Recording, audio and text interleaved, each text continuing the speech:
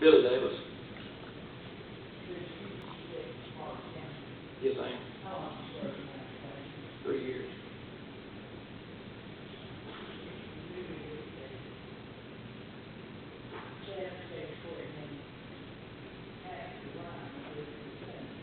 Yes.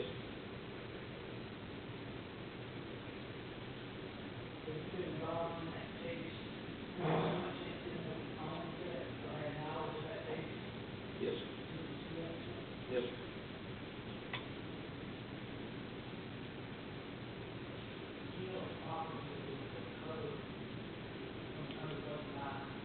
Yes.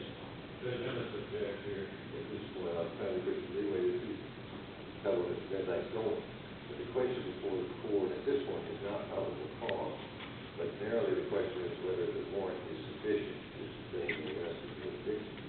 This questioning is going beyond the four corners of the text of the affidavit, and that's not permitted on this determination of the question before the court. Now, the testimony we offer to demonstrate falsity necessarily goes outside the four corners. I grant that. But the only other evidence the court can consider in determining whether the affidavit is sufficient to sustain the warrant has to be found within those four corners. This testimony sounds like it's going to the probable cause here. So I would object on that one.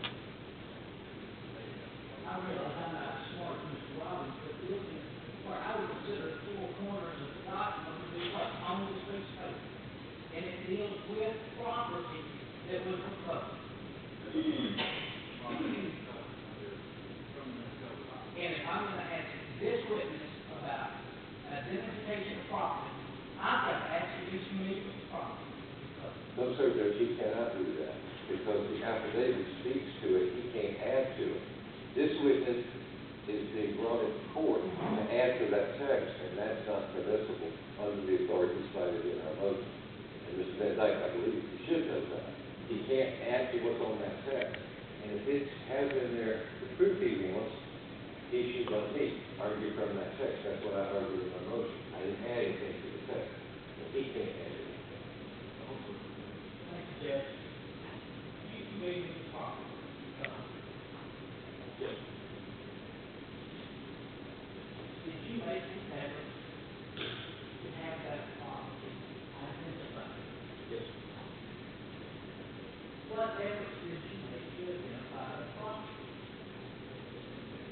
The request of acting chief Powers was made coming out of the property. And did Mr. Powers come to the Harlan County Sheriff's Department related to y'all's request for investigation? Yes, he did. Did you personally meet with Mr. Powers? I did. Did you show him property that was recovered? Yes. Where were you when you showed him the property that was recovered? Here at the Harlan County Sheriff's Office. Are you familiar with the affidavit complaint and the warrant that was issued in this time? Yes. Does that appear to be a correct copy?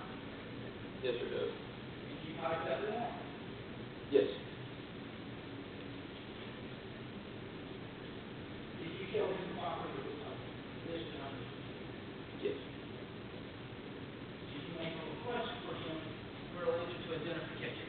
Yes. Did you show the property all at once or was some of it at different locations in the sheriff's department? Some of it was in different locations. Where were the locations that you showed Mr. Powers the various items from? Part of it was in the secured area outside on the north side of the building. And the other part was secured in Investigator Wilson's personal closet. What was in Investigator Wilson's closet that you showed Mr. Powers? If I can recall, in uniforms, reflective vests, a medical bag, a gun belt, holster, various clothing items, utility items, bottle. Yes, you did. Yes, it is. What was in the closet? Yes. You could identify some of them, not all of them. probably identified it. If I recall correctly, it was uniforms and reflective vests. How did he identify it? And then by those as, property granted. You said there was some property outside as well in the spirit area. Correct. What was that? It was a dog kennel, dog house. Did you ask him about those items? Yes, Did you take him outside to show him those items? yes, Did you ask him to identify them? yes. What did he do? If I recall correctly, his response was, if those are the dog kennel that was behind Mr. Ryan's house, then yes, that is property granted. Another question.